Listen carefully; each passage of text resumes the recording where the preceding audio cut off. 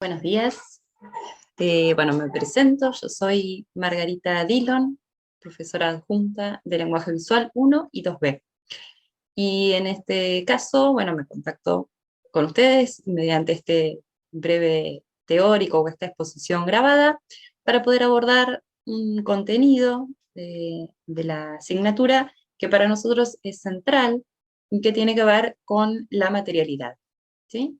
Es un contenido que no siempre se visibiliza como contenido, por más que esté interactuando constantemente en el hacer y en los procesos creativos y en la producción, pero ha tomado tanta relevancia también en el contexto del arte actual que, bueno, consideramos sumamente importante poder detenernos, analizarlo, desarrollarlo y vincularlo transversalmente con los demás contenidos que empezamos a abordar y que vamos a seguir desarrollando en estos 2 años de cursada, ¿sí? Así que bueno, ahora voy a desaparecer un poco porque no puedo estar en simultáneo. Me van a escuchar a medida que voy pasando un PowerPoint para poder desarrollar el tema, ¿sí? Bueno, muchas gracias.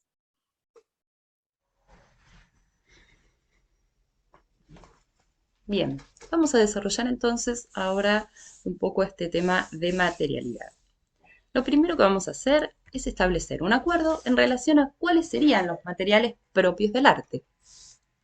Si bien ya estamos acostumbrados y acostumbradas a incorporar a la producción artística cualquier tipo de material u objeto que esté a nuestra disposición, sin cuestionar su origen o su uso, para poder transformarlos y resignificarlos, muchas veces cuando abordamos este contenido y tratamos de definir específicamente los materiales del arte, nos limitamos a enumerar un número de materiales que están vinculados con cierta tradición disciplinar. Entonces aparece el lápiz, la carbonilla, la acuarela, el óleo, la madera.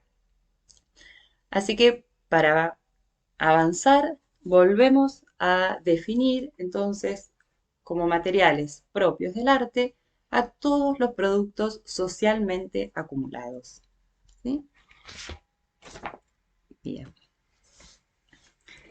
La pregunta ahora es concretamente a qué nos referimos cuando hablamos de materialidad. Para ello vamos a confrontar dos concepciones de material con las que solemos vincularnos. Y una está sostenida por esta corriente que es el materialismo mecanicista. Desde esta perspectiva, la materia se considera como una realidad inerte, ¿no? Como algo quieto e inmóvil. Entonces, la materia sería el soporte de la forma.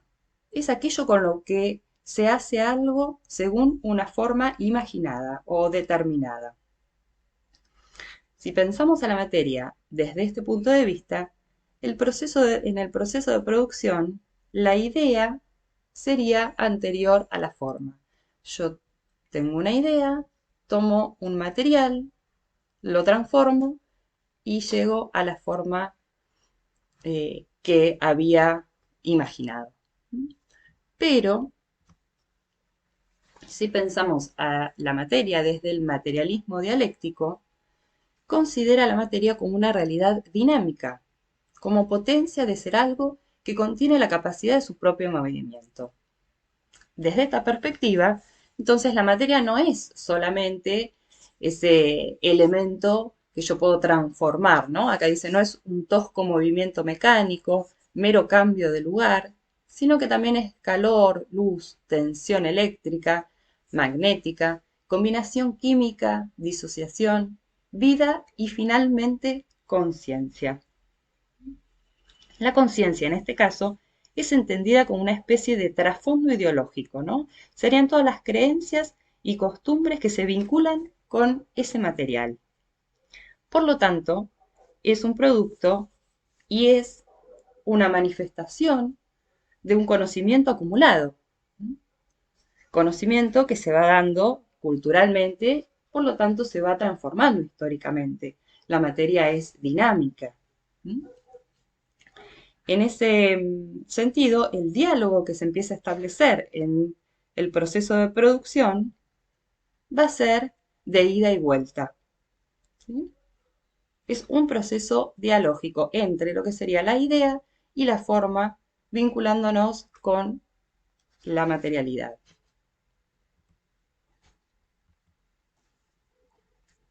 Pensamos entonces al proceso de producción como un diálogo, podríamos decir, entre tres: quien produce la obra, el material con el cual está hecha y el espectador. El material estaría por necesidad en el centro de esa conversación y podríamos decir que está tan vivo como los otros dos. Vamos a ver ahora, podemos pasar esto a un cuadro. Tendríamos los materiales, que serían propios del arte, todos los productos socialmente acumulados, en diferentes grados de intervención. ¿Sí? Podríamos pensar en materiales en bruto, que pueden ser naturales o artificiales, y materiales preconfigurados o reconocibles culturalmente como objetos. Y por otro lado, bajo el concepto del materialismo dialéctico, la materia estaría compuesta por sus cualidades y propiedades. Cuando hablamos de cualidades, pensamos, por ejemplo, en el color, en el olor, en el peso, en su densidad. Y cuando hablamos de propiedades, pensamos si es flexible, quebradiza, si es maleable, permeable, impermeable, si es líquida. Pero también la materia está compuesta por sus connotaciones conceptuales. Serían todas esas ideas o conceptos vinculados con su uso, con su función, con su contexto, que como decíamos se van consolidando y construyendo estas connotaciones culturalmente y van variando históricamente. Por eso planteamos que la materia es algo activo, algo vivo, en constante transformación, y cuando como productores nos vinculamos con la materia, nos vinculamos con estas dos dimensiones de ser de la materia. Esto es importante pensarlo, ¿sí?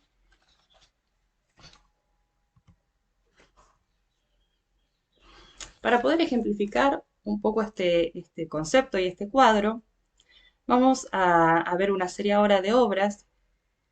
La selección de las obras fue pensando, bueno, que todas estén realizadas con un mismo material, justamente para poder abordar y ver cómo cada artista pone foco en diferentes aspectos de esa materialidad.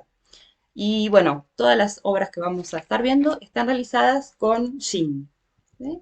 Jean, que es una prenda que ya en sí misma tiene una gran carga, ¿no?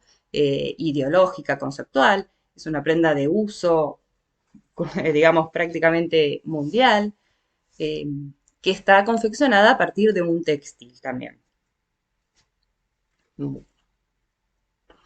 Vamos a ver primero a este artista británico y fíjense cómo este artista toma de ese elemento, de ese objeto que es el jean, algo particular de su materialidad que tiene que ver con su color, con sus variables, digamos, cromáticas, con la posibilidad de manipular ese material, porque es un material que tiene una consistencia planimétrica, digamos, pero que se puede doblar, plegar, cortar. Al incorporar todos esos procedimientos sobre el material, empieza a construir estas flores, estos follajes, estos elementos eh, vegetales que conforman esta instalación que es como un gran jardín, en donde el elemento, digamos, o el objeto yin pasa a un segundo plano. Ya no está puesto en primer plano, uno no reconoce a primera vista ni siquiera cuál es el elemento textil. Una vez que uno se acerca y ve la textura, reconoce el textil y ahí va a la asociación con el objeto. Entonces podemos decir que este artista se centra sobre todo o trabaja su producción a partir de las cualidades más físicas de este material. En esa línea también tenemos esta obra, esta artista noruega, que todavía desarticula mucho más la identidad del jean como prenda de vestir. No solo le quita identidad al jean, sino hasta el mismo textil de jean. Porque fíjense que estas obras tienen una cualidad corpórea, maciza, que no pareciera estar generada a partir de un elemento que es plano, como es la tela. Lo que hace, vamos a ver acá un detalle, es comprime y acumula capas de material para después organizarlos en estos pliegues, en estas cascadas, generando estas formas tan orgánicas. Acá vemos ese detalle. Trabaja también no solo con las cualidades cromáticas, por ejemplo, de este material, sino con las propiedades para poder vincularlo, moldearlo, plegarlo. Y deja de lado, en principio, el concepto que viene asociado a la prenda de vestir. Por supuesto, cuando uno reconoce o lee que está hecha con recortes o telas de jeans, ese concepto se incorpora a nuestra interpretación y la interpretación de la obra cambia. Pero, en principio, anestesia esa dimensión conceptual para poder darle más potencia a los aspectos más formales del material. En este caso, esta artista estadounidense deja en evidencia, ¿sí?, el objeto preconfigurado. También tiene una selección y una organización en donde, por ejemplo, el factor cromático, el color y el valor asociado a ese material es muy importante para poder generar esta intervención, pero acá sí ya se reconocen el elemento, el origen de esos cilindros, y también el artista juega con eso. Vamos a ver por qué. Porque en realidad todos estos cilindros o recortes de jean son sobrantes, ¿no?, de los pantalones que los usuarios recortan porque no coinciden con la medida de su cuerpo. Entonces, de alguna manera, este artista está trabajando sobre el fracaso de los cuerpos reales para estar a la altura de los cuerpos estándares o ideales que impone la moda. Entonces vemos acá como también esa dimensión conceptual, ese uso, esas ideas asociadas a la materia están tomadas por el artista y puestas en diálogo con su producción, concretamente. También es interesante pensar la intervención que hace sobre el mismo material para que cambiar su propiedad, alterar la propiedad, porque estos elementos los embebió en cera para que puedan tener una estructura y ser autoportantes. Por acá, este otro artista, fíjense que directamente toma el material con el uso y la función con la cual estamos acostumbrados a verlo. Pero genera una configuración ambigua, imposible, de cuerpos imposibles. Y trae también, como parte de las posibles interpretaciones, al cuerpo, que está también vinculado con ese material o ese elemento. En este caso, esta intervención con jeans, fíjense como también, bueno, hay una manipulación, una transformación en términos de acumulación, se genera esta forma esférica que, si prestan atención, tiene una cadena. Entonces podemos decir que este artista está trabajando sobre todo con la dimensión conceptual, con las ideas eh, asociadas a este material, porque es muy fuerte la interpretación en relación a podemos decir, la esclavitud, ¿sí? O la industria de la moda, las condiciones de trabajo que impone esta industria a quienes trabajan en la confección y elaboración de las prendas. Podemos pensar también en el consumismo. Vemos cómo a primera vista en la interpretación o en el diálogo que establecemos con la producción aparecen mucho más presentes estos aspectos conceptuales que los aspectos formales. Si bien, por supuesto, también están, ¿no? Hay una selección del color, una organización de los elementos de determinada manera. Pero es muy diferente la propuesta de este artista a la propuesta, por ejemplo, de estas obras. ¿Bien? Por último, vemos esta otra artista que utiliza también el yin para generar volúmenes de tipo escultórico. Pone el énfasis en la capacidad que contiene ese elemento para contener y ahí remite otra vez al cuerpo, pero remite al cuerpo de una manera diferente a la obra de Marc, porque este es un cuerpo con una anatomía diferente, que es un cuerpo amorfo, es un cuerpo que a su vez está atado y suspendido, está empaquetado. Entonces las capas de sentido que se van construyendo a partir de este material y de estos procedimientos con los cuales la artista trabajó son distintos a las otras propuestas. ¿Sí?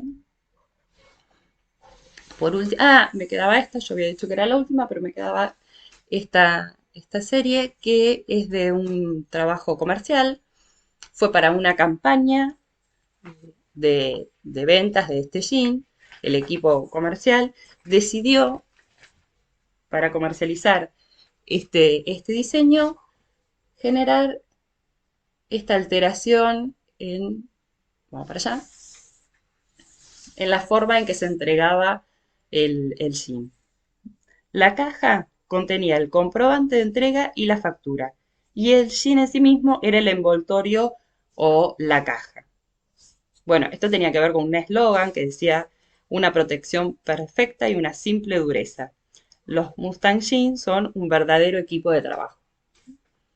Bueno, también no solo juega con el material, sino a partir de cómo uno en general compra y cómo le llega a uno y cuál es el uso que establece con la prenda. Y acá hace un juego invirtiendo un poco eh, la, la utilidad del jean. Bueno, hasta acá estuvimos viendo o pudimos observar cómo cambia el carácter de cada producción cuando se pone énfasis en los diferentes aspectos de un mismo material. Pero también pudimos observar diversos procedimientos, técnicas y operaciones con las cuales se interpreta ese material. Podemos decir entonces que toda acción sobre la materia es significativa. Esos diálogos particulares que se establecen con los aspectos tanto tangibles como intangibles van definiendo el carácter de la producción. Ahora lo que vamos a hacer es analizar cómo se construyen esos posibles diálogos. Por eso nos vamos a meter en este ítem que agregamos al cuadro, que es de interpretación poética. ¿Sí? Cómo a partir de los materiales que tienen diferentes grados de intervención, que tienen cualidades y propiedades, que tienen connotaciones conceptuales, los artistas generan acciones a partir de procedimientos, de operaciones, de manipulación, de transformación de ese material para construir poéticamente su producción.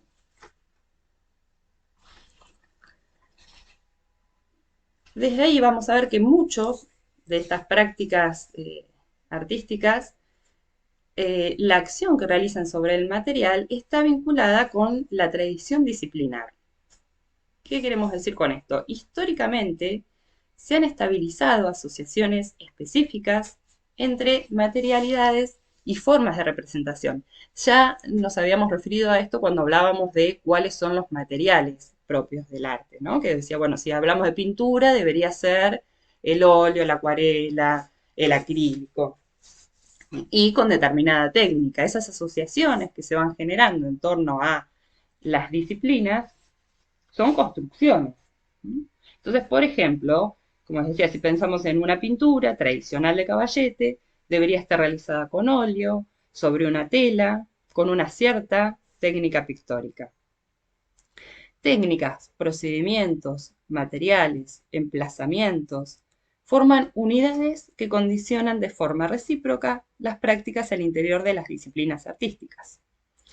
Estas relaciones, como decíamos, se van consolidando culturalmente y inciden en la percepción de las imágenes.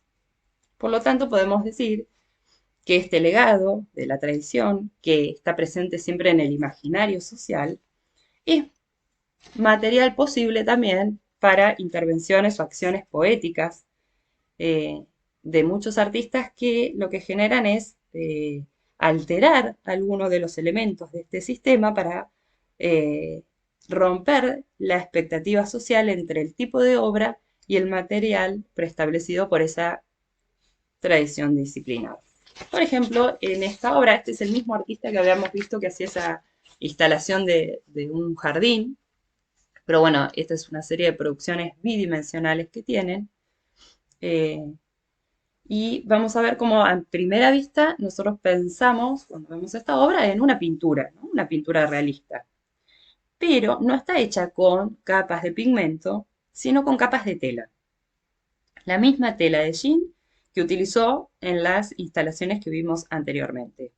Pero acá dialoga fuertemente con la tradición disciplinar de la pintura. Él recorta, pega, superpone pedazos de tela que los extrae de jean viejos y los organiza según las variables tonales, las alturas lumínicas. Esta obra interpela al espectador no tanto desde la cualidad del material, sino porque compone una imagen que a primera vista se asocia con la pintura, pero nos desestabiliza al develarse la sustitución de la materia y la técnica convencional. Vamos a ver ahora otras obras que todas dialogan con la tradición disciplinar de la pintura. En este caso, Darío Escobar, esta obra se llama La Anunciación. Vemos como en principio podríamos decir que él no altera la materialidad pictórica en su dimensión tangible, porque esa imagen de una pintura colonial del siglo XVII está realizado con óleo, con una técnica pictórica más bien tradicional. Pero lo que sí modifica es el soporte de la pintura y el dispositivo esperado para visualizar ese tipo de obras, que uno está pensando cuando hablamos de una pintura en un cuadro, en un objeto contemplativo colocado sobre un muro, y en este caso está colocada sobre una bolsa de dormir, que es un objeto de uso cotidiano, utilitario, que se asocia con determinado fin. La potencia poética entonces radica justamente en los diálogos que establece con las materialidades. La manipulación conceptual permite al artista generar asociaciones entre elementos en apariencia disímiles. Vincula la imagen de la época colonial, la técnica pictórica, el objeto bolsa de dormir, para generar una metáfora que va construyendo sucesivas capas de sentido.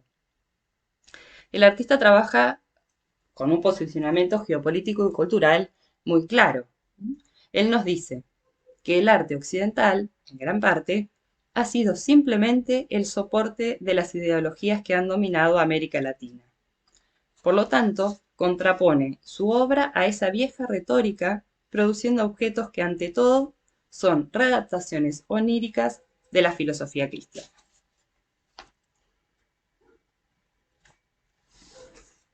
En este caso, Clemencia Lavín, su experiencia es mucho más sensorial.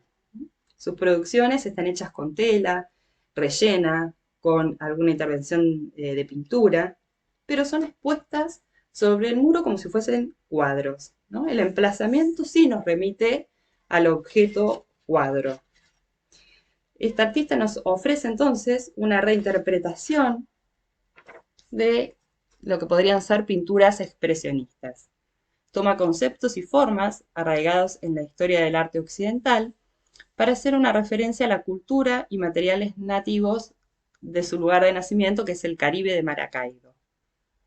Sustituye el medio clásico de la pintura al óleo por una materia mucho más irreverente, por estos textiles.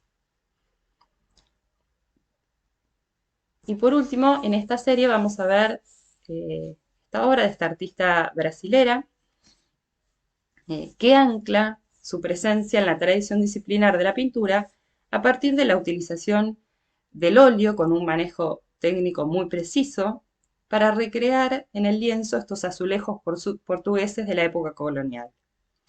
Pero altera la planimetría del soporte, cortando y desplegando la superficie del lienzo en una clara evocación a piel desgarrada, que deja a la vista texturas viscerales. Entonces, la potencia de los cruces entre historia, manipulación formal y tradición disciplinar nos hablan del colonialismo europeo. Pueden ver la serie de esta artista, que es sumamente interesante. Pero bueno, ahora nos vamos a pasar a ver la última serie de producciones en donde el procedimiento y las operaciones sobre el material para esta construcción poética no se vinculan necesariamente con la tradición, porque lo que veníamos presentando hasta ahora es una posibilidad, ¿sí? Pero las posibilidades poéticas de la materialidad son infinitas. Entonces vamos a ver obras que no se vinculan necesariamente con ninguna tradición disciplinar, pero inauguran posibles diálogos, juegos y operaciones con la materialidad en su sentido más amplio. Esta artista es argentina, y lo interesante también de su producción es el proceso de la producción, eh, que también es parte de la obra. Ella recolectó durante muchos años partes de billutería, juguetes, recuerdos pequeños, todos que sean posibles de enhebrar, era la consigna. Ella decía, son piezas sin destino, que dan vueltas por los bolsillos, por los cajones. Ella lo fue acumulando, guardando, que para luego de esa recolección desarmó, desarticuló los elementos que componían esas piezas originales para volverlos a reconfigurar en estas líneas, en donde va enhebrando un elemento con otro y construyendo este material con el cual la artista interviene diferentes espacios o arquitectura de los lugares en donde la invitan a exponer. Entonces, en la secuencia de la producción de su obra, se ve la transformación de la materia. Despoja del contexto de uso al que alguna vez se asoció cada cosa para recontextualizarlo en el conjunto de este emplazamiento. Acá tenemos una obra de Ana Gallardo, se llama Fragmentos para una niña triste. Es una instalación que realiza con objetos de uso cotidiano que no tienen ningún tipo de transformación, ¿no? Así como una mesa, sillas, colchones, ¿no? Por ahí, que tienen sí las marcas del uso y de la historia, los lleva a ese espacio y los encierra y adhiere al piso de la galería con esa cinta de papel. Es un montaje cuya particularidad reside en el emplazamiento, que se vuelve operación poética de la obra. Ella dice, es interesante eh, escucharla y dice, en cada mueble encontrado o prestado habita una historia que puede custodiar mi vida. De esas historias me apropio, las tomo y las hago mías por la fuerza y con locura. La cinta de pintor hace las veces de madera, de madre sosteniendo las historias que robo. La cinta guarda, doma, sujeta, contiene, cuida y ordena para mí como si fuese yo aún una niña. Llena mi espacio vacío, alimenta mi alma y cuida como una madre. ¿Bien? Fíjense el elemento o el material cinta, cómo está explotado en todas sus dimensiones. En principio, la cualidad o la propiedad adherente que tiene la cinta para poder generar esa acción de pegar, ¿no? Y uno también reconoce esa acción y a partir de ahí empieza a generar o a abrirse esta cadena de sentidos posibles porque no está pegando o adhiriendo cualquier cosa, sino que está encapsulando o encerrando determinados objetos que se vinculan con la vida, ¿no? Con el transcurrir de la vida de las personas. Acá teníamos otra toma de la misma intervención. En este caso, esta obra de Cecilia Vicuña, una artista chilena, se llama Precarios. Se trata de pequeños montajes que va organizando como una gran constelación en los espacios en donde hace la instalación. Lo interesante es que todos estos pequeños montajes, vamos a ver acá un detalle, están conformados con restos de la naturaleza y restos de elementos que deja el capitalismo, dice ella, ¿no? Fíjense, acá hay un caracol, hay un destornillador, y también la potencia de estos precarios no solo es ese vínculo de materiales disímiles, sino también el cómo están organizados en un equilibrio muy precario, ¿sí? Están apenas sostenidos, pegados, eh, por lo cual siempre es inminente su disolución. Acá también hay una cuestión muy interesante que ella trabaja en torno al tiempo, ¿sí? Ella dice que todos estos elementos surgen de procesos socioculturales y naturales, en donde se produjo, se descartó y se degradó el material. Acá teníamos otro detalle de esa instalación. Pasamos ahora a Omar Chirilo, artista argentino. Fíjense lo interesante de esta producción, tiene que ver con que a primera vista, emplazados en esa base, con ese tipo de iluminación, en ese espacio, nosotros podemos pensar en objetos de diseño exclusivo, pueden ser jarrones, pueden ser lámparas, que uno los asocia a determinadas materialidades. Pero el artista construye estos objetos a partir de envases de recipientes plásticos. ¿Sí? Fíjense que acá hay una palangana, por acá tenemos una ensaladera, bowls, todos elementos que se consiguen en cualquier bazar. Esa relación arbitraria que establece entre elementos de plástico y el refinamiento de cristales, caireles y los rulos de lámparas antiguas generan objetos totalmente extrañados, ¿no? En donde nos metemos en un mundo ficcional,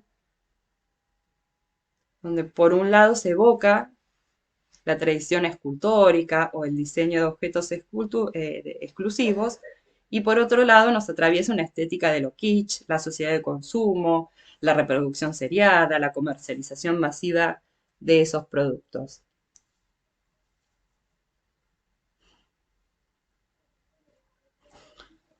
Bueno, y por último, me voy a detener un poco en el proceso de esta obra, esta artista canadiense. La obra se llama Antipersonal y todos estos objetos están tejidos con la técnica de crochet con hilos.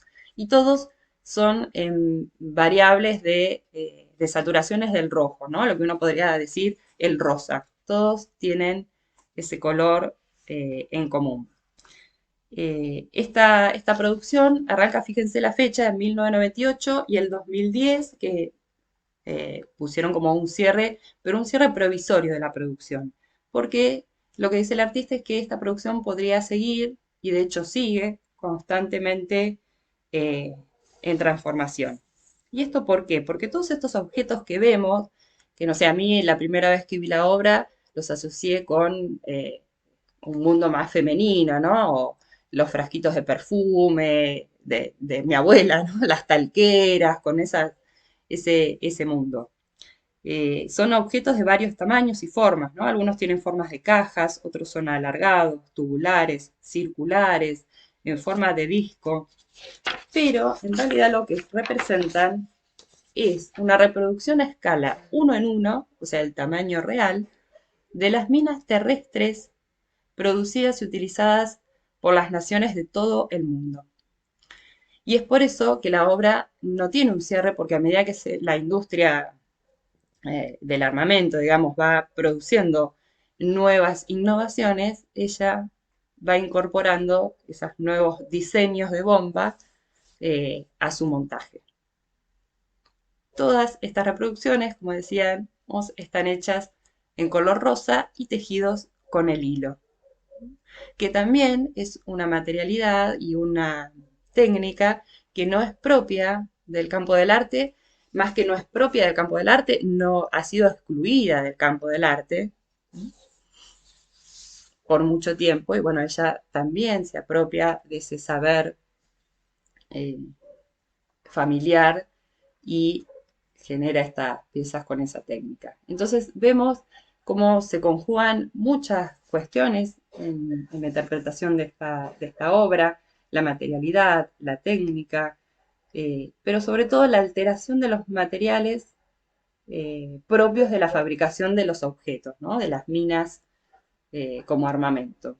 Entonces se genera una operación transmutacional entre la relación entre forma y función que nos crea un campo inestable, y es ahí donde ella desarrolla su acción poética. Bueno, acá tenemos un detalle de esos pequeños objetos. Como verán, las posibilidades son infinitas, ¿sí? Eh, el desarrollo de este tema lo vamos a seguir trabajando, por supuesto, en este trabajo de producción vinculado con las leyes de la Gestalt, pero también a lo largo de toda la asignatura. Si pueden ver más ejemplos de estas operaciones y estos juegos poéticos que los artistas y las artistas generan a partir de la materialidad, en el texto que está como bibliografía obligatoria, que es la ampliación de los materiales en el arte. Ahí van a encontrar, bueno, análisis de producciones contemporáneas, en la cual la materialidad se vuelve un elemento central para la creación de realidades ficcionales que desencadenan nuevos relatos y asociaciones de sentido, que es un poco lo que estuvimos viendo hasta ahora.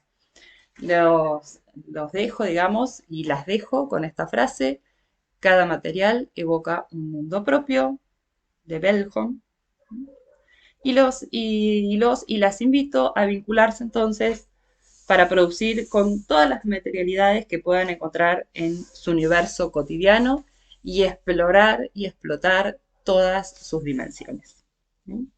Bueno, muchas gracias.